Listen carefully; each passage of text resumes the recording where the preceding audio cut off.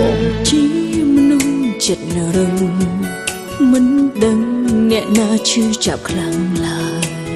យល់តែចិត្តខ្លួនឯងគ្មានក្រែងដល់ចិត្តស្រីទេ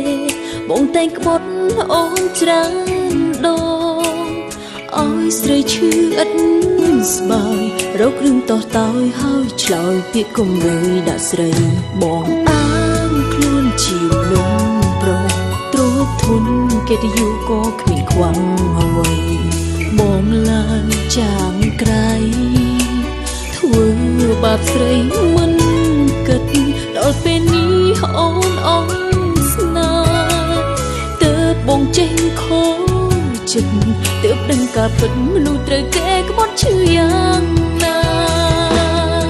បើជាបងវិញមនុស្សស្រឡាញ់តែឈឺខ្លាំងប៉ុណ្ណាពេលសង្សារចិត្តឬជាក្បត់សោវ៉ារាល់ថ្ងៃអូនស្ទើរតែឈួតលីលាព្រោះតែបងចិត្តអាប្រៃស៊ឺជ្រើសអ្នកថ្មីដើម្បីមកជំនួសរូបមកវាហួសពេលហើយអូនមិនអាចវិលមកក្រោយបានទេវិលមកក្បែរមនុស្សធ្លាប់បាត់ស្នេហ៍នាំតែសៅមកព្រោះអស់ទ្រាំការឈឺចាប់ដែលអូនធ្លាប់ជួបកន្លងមិនបាច់វិលសងខ្លាចបេះដូងឈឺដោយគ្រាមុន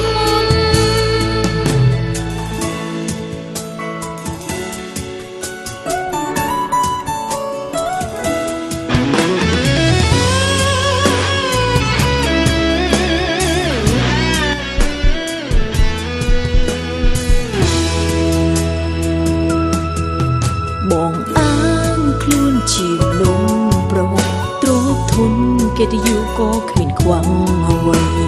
បងឡើងចាំក្រៃធ្វើបាបស្រីមិនគិតដល់ពេលនេះអូនស្នេហ៍ទើបបងចេញខូ